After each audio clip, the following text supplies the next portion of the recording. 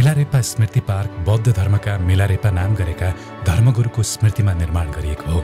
मिलारेपा गुम्बा केही माथि रहेकोले चढ्न नसक्नेहरूका लागि त्यस ठाउँको निर्माण गरिएको थियो। मिलारेपा धर्मगुरुले यस्तो ख्याति प्राप्त गर्नुको पछाडि एक रोचक किम्वदन्ती जोडिन आउँछ।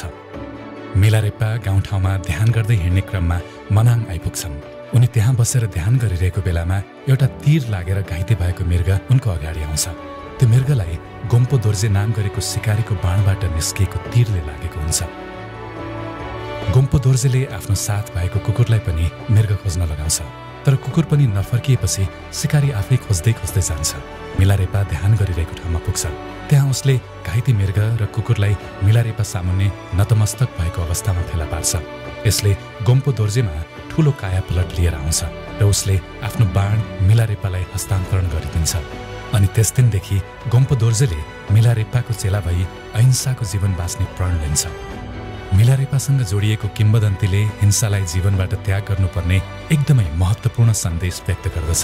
त्यसकारणले पनि त्यस स्मृति भवन अहिंसा, शान्ति र समृद्धिलाई प्रतिनिधित्व गर्दै मिलारेपाको दीक्षाहरूलाई जीवन्त राखेको प्रतीत हुन्छ।